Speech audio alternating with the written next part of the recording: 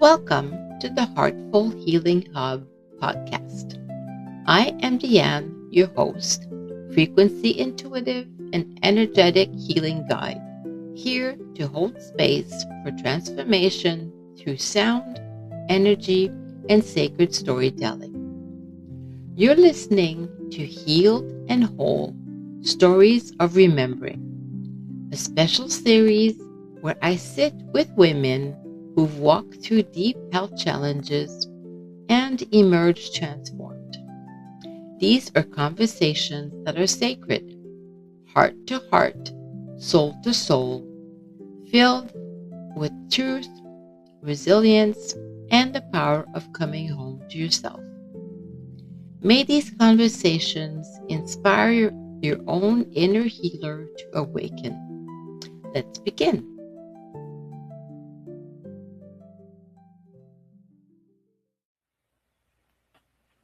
Hello, everyone. Pardon me. That's a good start. Hello, everyone. Welcome to my podcast. I am sitting here today. I have the pleasure of sitting here today with Kirem. You do pronounce your name Kirem, right? It's Kirem. It's okay. Kirem. It's a tricky one. Well, I want to say it properly because this is something that is really important to me because, like, you see the pronunciation for my name. Everybody calls me Diane, yes. But so, yeah. Kirem Marnett, correct? Yes. All right. So I will pull up your bio here. So Kirem is a third generation healer. You know, I am really envious of that. Oh, really? And founder of Peach and Crane Soul Medicine, where she serves as an intuitive soul messenger and founder of the Soul Science System. Her path from corporate communications to Chinese medicine to clairvoyant awakening taught her that the most powerful healing happens when we stop performing who we think we should be and start remembering who we actually are. I so resonate with that.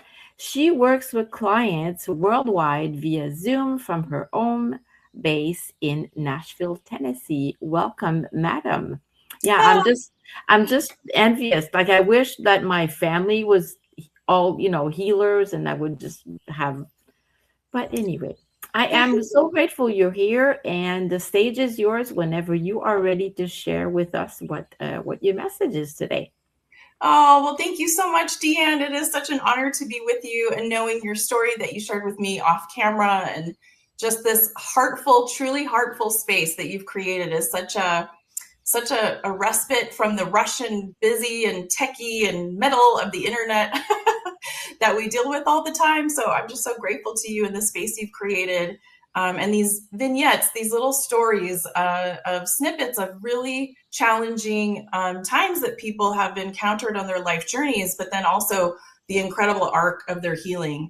And I think when we met and connected, what was calling out to me was like, I've experienced an interestingly or just different aspect of the wounding and then the recovery and the healing on my life journey that isn't so much of the physical, but actually a business, like a business trauma and a wound that does affect us, significantly in terms of who you feel you are and your identity, which I know as a healer, that can be such an aspect of a physical healing process too. So it's interesting. And I feel you're just the right person to talk about this with, because I know you get it on all the frequencies. And I think the times we're in right now, Deanne, it's like we are really coming out. A lot of the healers who have been behind the scenes and quietly holding space for our communities and for those we heal and help, there's been for such a long time about an aspect of where we remain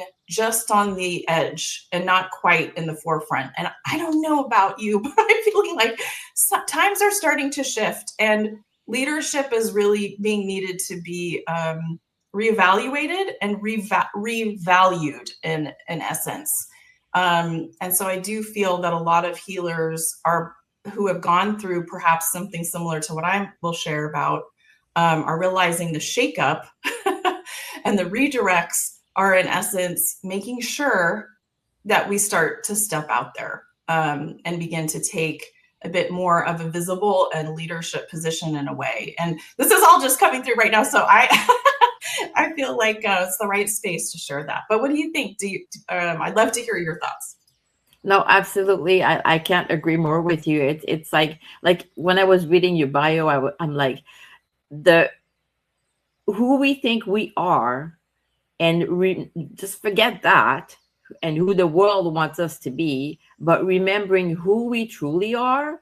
I think, this is where we are right now in this life and in this time period on the earth, is everybody's a lot of people are awakening to this fact that, like all these things that were true and were working for a while, they don't work anymore. Exactly. It's time to wake up and to listen, to wake ourselves, like our inner voice and our inner instinct, and trust that. So yeah, absolutely. Oh, you're so right on. Well, where can I start with my story or aspect of it that would be the most helpful today? Because I feel like we are in this upswing in the best possible sense, like a rebirth. It's spring. We're having a beautiful one this year in Nashville. And it just feels like I don't want to bring anyone down. I do want to be sure to share, some of the things, but I also I'm very aware, like the inspirational is calling to my heart right now with you. So you're welcome to point me in the right direction, and I'll be what I'm going to say to you, sweetie, is just trust your voice, trust your inner voice, trust your instinct, and whatever it is that you're feeling that you need to share is exactly what other people need to hear. I appreciate that. Wonderful. Well, I'll flow with you on that. I want to share that trusting who you are, that thread is feeling really connected, and the most important thing to bring to the table today. So, when I was a youngster, and I know this will connect with so many others who watch your show and connect to your voice and what you share, that the sensitives among us, they didn't understand how to, basically there's many who have come in and we have had gifts and abilities that are just beyond measurable. They didn't know how to measure those things. So I'll very quickly share, when I was in kindergarten, I remember these testing episodes like so vividly. I was bawling. I hated having to go do this testing. I wanted to play on the playground, but they thought I was a genius. This was totally refuted over pretty quick, a few amount of weeks or sessions. Like math was never my thing, things like that. So, but they had me do these like exercises and questions and things like that.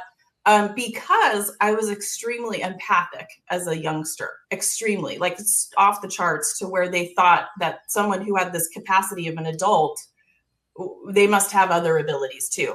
And they just kind of swept that one aside when they realized, oh no, she's not going to be playing like Mozart on the piano or, solving, complex, scientific queries. So I was just, allowed to go back to the playground, which incidentally is kind of where an empath and somebody who has a social or emotional intelligence is actually best suited. So I just want to start by saying, like, going back to the beginning of who you are is not a mistake, and it's not an accident. And we're at a time now where technology has shifted so much, and there's so many opportunities to apply our gifts to quantum leap in ways that no one can see coming.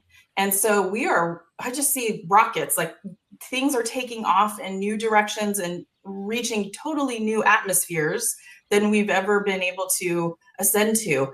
And some of us are just going to have to be those cosmonauts, the ones who are going in beyond charted territory. And so, I feel, if anything, the destruction and loss and sadness and loss of identity and everything you built for that I had been through the past 7 years has all been to return me, a great return back to who you are irrefutably, without all the letters and fancy degrees or, the area zip code for your office, or whatever it might be. And I just think when we get back to those basic beginnings and then reorient from there, there's something so gratifying. All the things they teach us that we're supposed to chase for success or those kinds of things become just nothing that you have to chase after anymore. You just hold it within yourself because of, you realize you don't need to arrive somewhere. You just need to stay within here and you're already arrived, and all those things don't become things to attain anymore. You are absolutely right. I cannot agree more. I love that. Yeah, it's such a peaceful place to be and arrive at. And I think those who are watching and listening, like just know if you've had a hard path or, struggles and challenges. And I remember there were many times, because I'm an active doer. I don't like my, what do they say? Your love language is action. That is me. So I worked, I remember there were months like where I didn't take weekends off. I was, in this transition out of my, thinking I was going to work and give my way out of it. That was a really hard arc for me to finally stop and get still. And it took me until 2024 to actually really receive that and honor it. And I had done as much as I possibly could. And in some ways, that was probably also a running away from facing something just within me to accept and allow it. And this idea that we at times think we're not enough, right? I mean, we think we're not enough, or we have to do more to be more successful, that work begets the end result that we're striving so hard to attain. But that so much of the time it is just right there within us, and we don't have to be more, earn more. Our self-worth in the outer world, up to all this awakening that's been happening, has been so transactional. Like we think we have to attain our worth in some forms. And I feel that blow that I had when I lost my practice was really taking me deep into a place where that worthiness was feeling pretty bereft in like who I was and what I was worth, now that I didn't have a practice or an office or a way to deliver what I thought was the method of healing that I was here to do. And I clearly invested in time, the cost of education, all of that. But when we realize, after total surrender, or this like sacred collapse, as I call it, when you just realize that this experience is sacred too, when you realize this experience is sacred too, I think that holism returns. And there's this feeling that nothing is really lost. I've just been shown a new direction. It's an editing of my life story that my ego didn't want and certainly wasn't here to, didn't expect it had to deal with. I remember saying, Deanne, I was like, I will always be I worked so hard to become an acupuncturist. I will always be one, and I will always have an office. It'll always be part of me. Even when I'm old and gray, I'll still have an office to come to and do this work whenever I want to. And I said these words, and I just have to share them because of how powerful and interesting the pivot really is. I said, oh, over my dead body, would I lose my office or change my career? And gosh, did I have to go through this death, and absolute death of ego, death of who I thought I was, in order to shift gears and accept the lane that spirit was so saying, you're built for this, help in this way. You don't have to have the physical things that you're so attached to.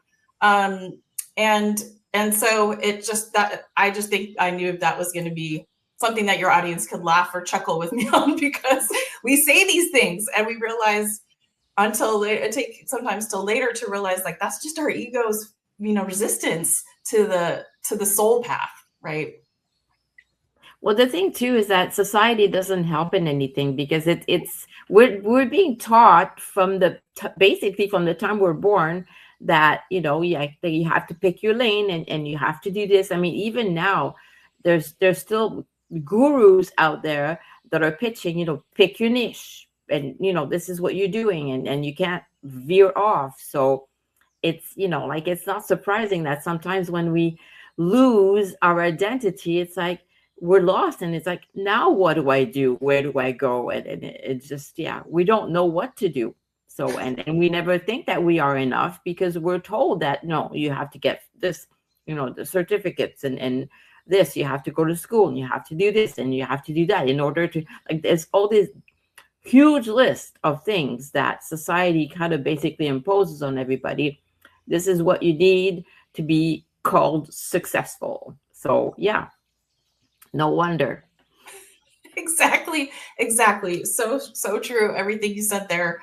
And, it's funny because now I've lost that physical body, or that sense of what I thought was so important, with the loss of my office and the sadness, of course, just all the hard work. That grief is important to honor. Like I definitely, I think in a lot of I'm not going down fighting and resisting that total collapse and surrender, that when I did honor it, I did allow the grief to finally emerge and process. And it is this cleansing and clearing. And someone in my healing process who I've laughed, because, I said, I had a trauma, like a business trauma. And now I've gone to business coaches.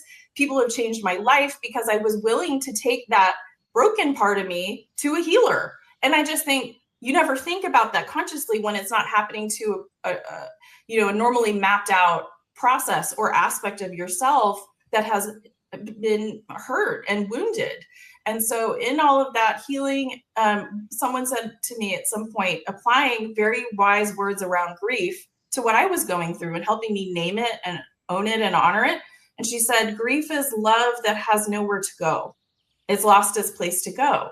Oh, and I mean, the tears just came like after that about what I'd been through.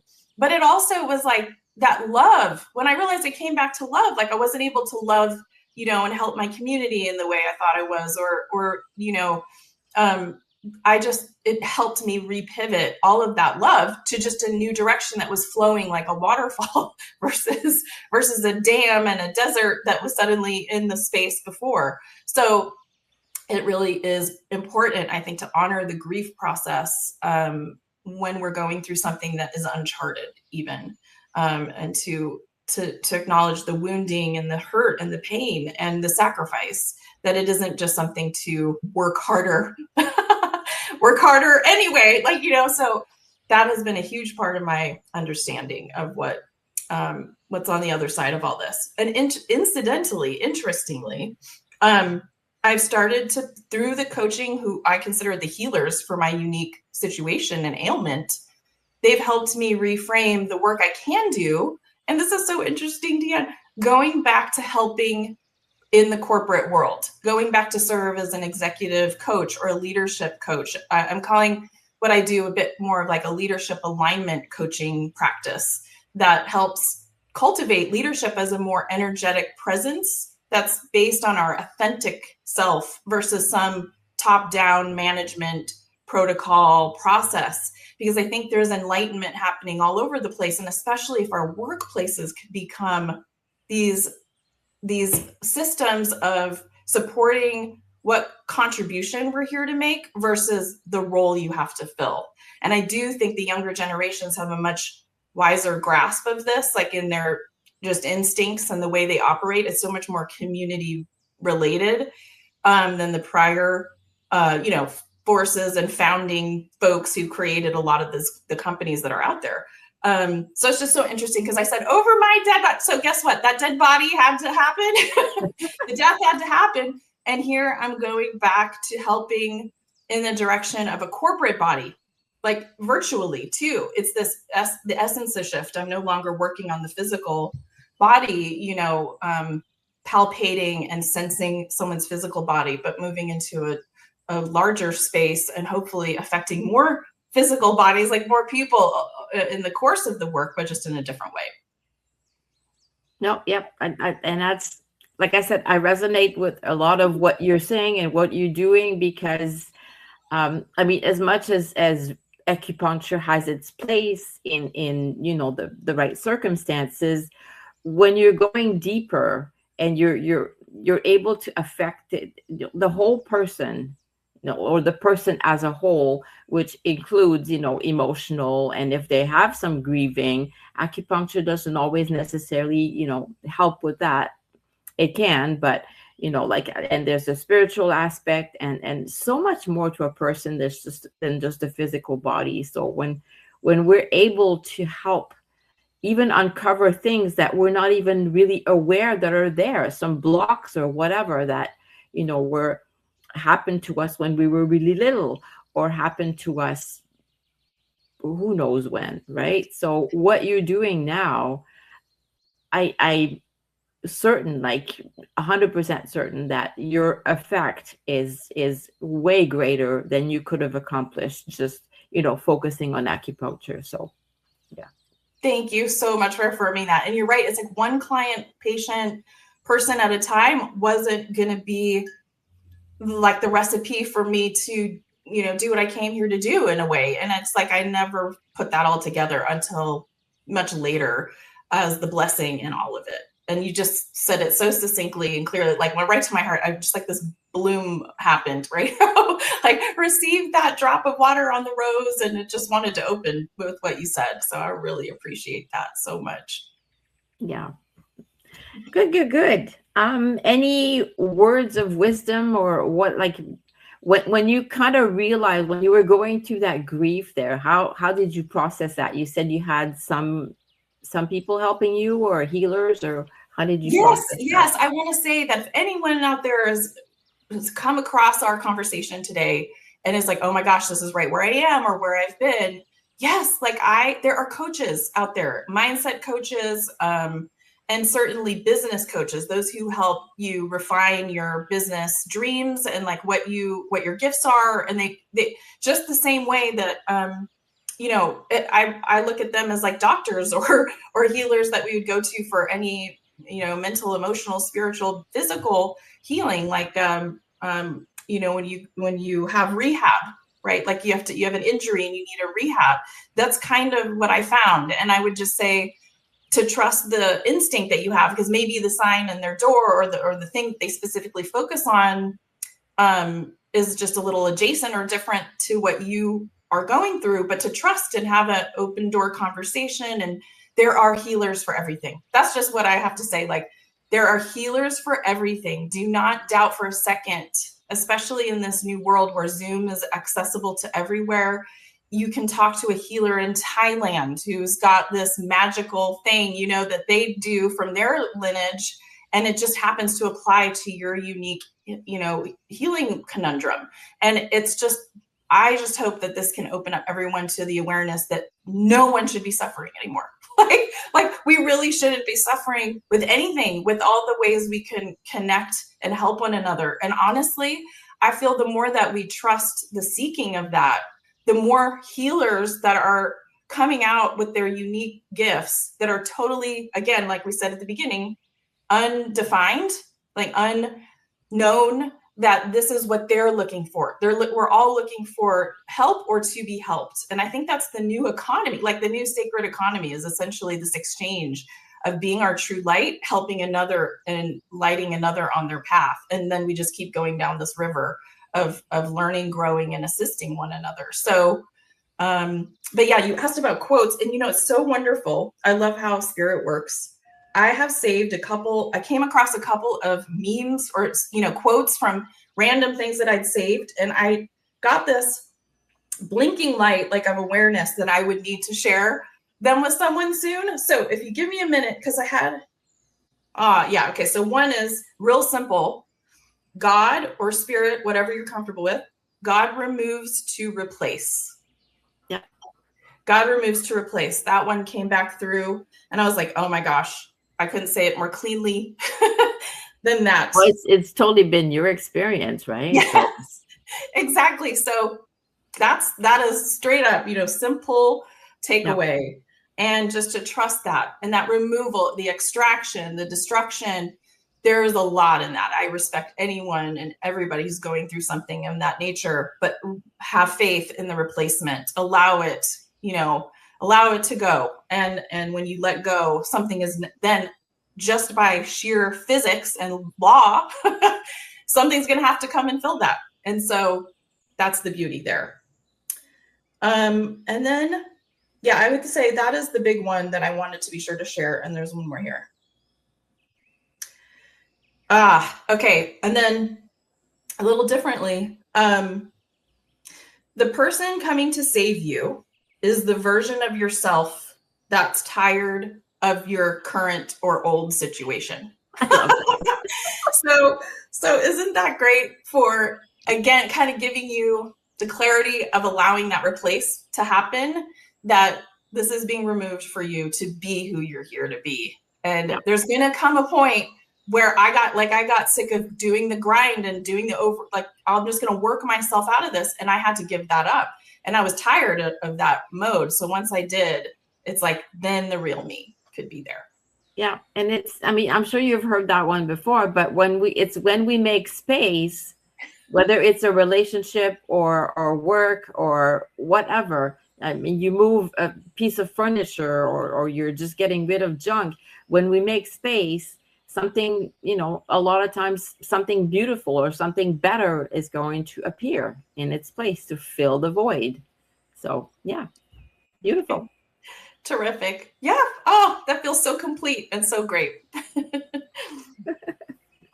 All right. So any words of wisdom other than everything that you've said? I mean, everything you've said has been wonderful, but any words of wisdom that you wanted to share more, or because your story is not a physical healing per se, other than the grief, obviously, but I mean, you've lost your business, because of circumstances, a lovely 2020, but, it's just, yeah, I just love your story because it is different than a lot of other people. So, yes. I'm just trying to see what else wants to come through as far as final words.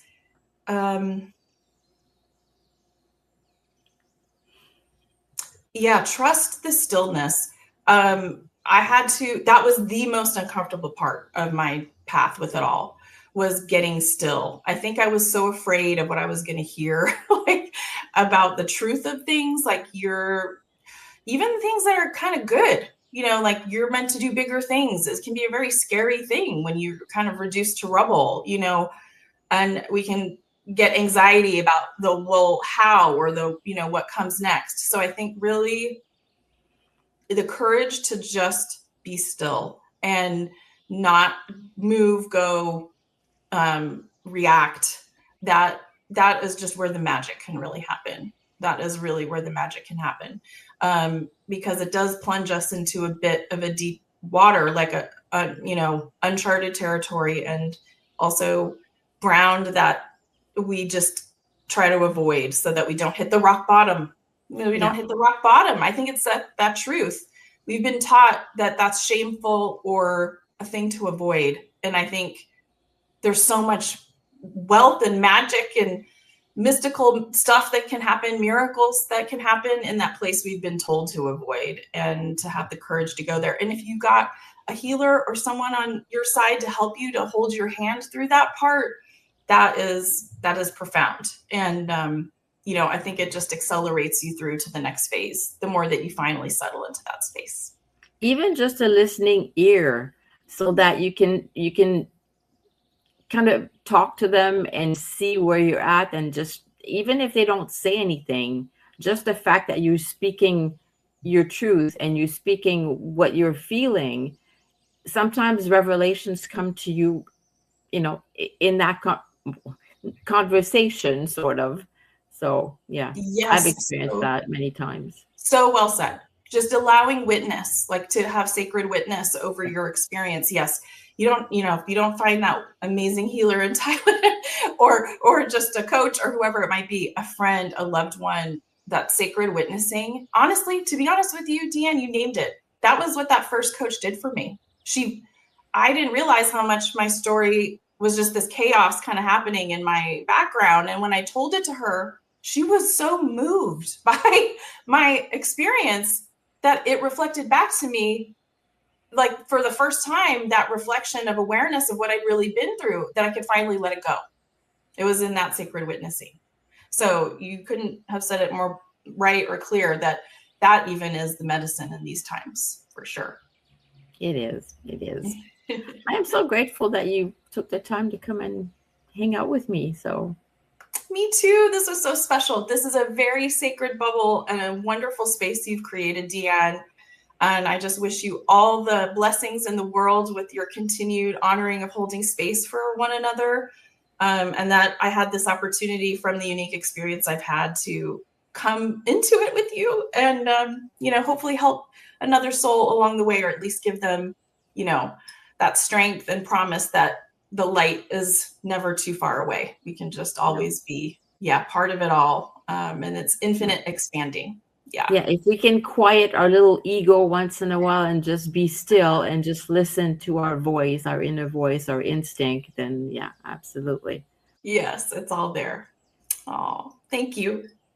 Thank you so much. And I'll have all your info and everything in the show notes. And if there's anything else that you want to say before or you want to add to the show notes, then you know where to reach me. Perfect. That sounds great. Thank you so much. This was lovely.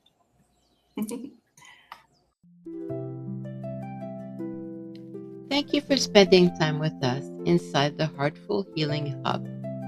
If this story moved you, please consider sharing this episode or leaving a comment. Your words help others find this sacred space. If you or someone you love has a healing journey to share, we'd love to hear from you. And finally, if you would enjoy a gentle way to unwind after listening, visit the show notes to download your free tea ritual guide, Sip and Soften, a soul-soothing gift to nourish your inner healer. Until next time, be kind to yourself and trust what has always been within you. And remember, you are whole, you are healing, you are home.